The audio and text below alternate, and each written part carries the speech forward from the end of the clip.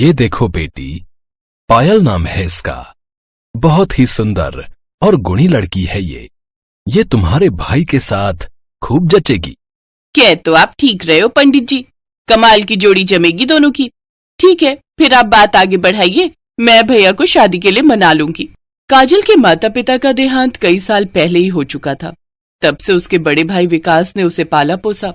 विकास के पिता property dealer थे, जिससे उनके पास काफी प्रॉपर्टी थी। विकास हमेशा अपने काम में बिजी रहता, इसलिए काजल ने ही उसके लिए लड़की देखने का फैसला लिया।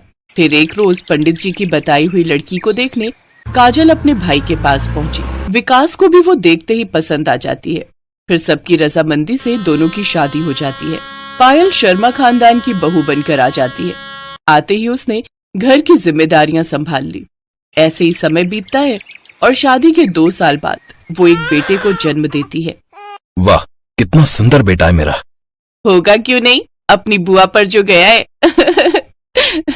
अच्छा, बताऊं तुझे, बुआ की बच्ची। ऐसे ही कुछ साल बीत गए। पायल का बेटा अब 6 साल का हो गया। फिर एक रोज जब विकास काम से घर लौट रहा था तो उसकी गाड़ी का एक्सीडेंट हो गया और विकास की मौके पर ही मौत हो गई। जब काजल और पायल को ये बात पता चली तो वो खूब रोती हैं।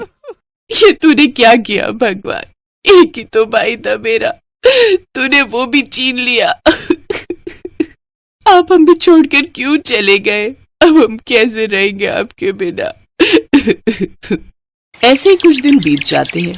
एक रोज एक वकील उनके घर आता है। काजल कौन है? जी मैं हूँ।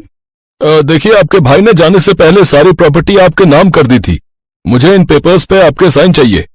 वकील की बात सुनकर काजल को अपने भाई पर बहुत नाज होता है, लेकिन ये बात पायल के मन में घर कर जाती है। वो आखिर ऐसा कैसे कर सकते हैं? उन्होंने सारी प्रॉपर्टी काजल के नाम कर दी, अपनी बीवी और बच्चे के बारे में सोचा भी नहीं। नहीं, मैं इससे ये प्रॉपर्टी हासिल करके ही रहूंगी और इसे इस घर से निकाल कर ही रहूंगी। अब पायल काजल पर खूब अत्याचार करने लगी।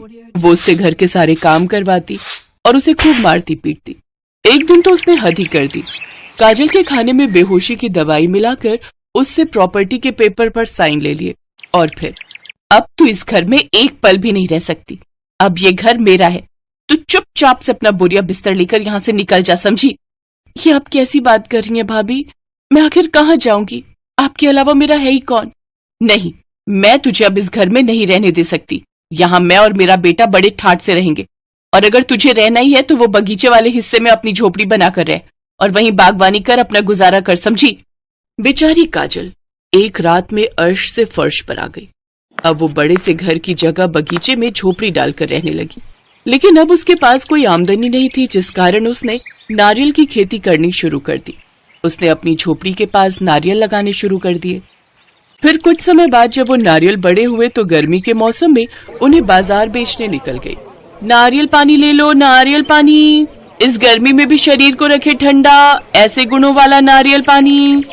वो कड़ी धूप में ठेला लगाए खड़ी थी, तभी एक ग्राहक उसके पास आया। नारियल पानी कैसा दिया बहन?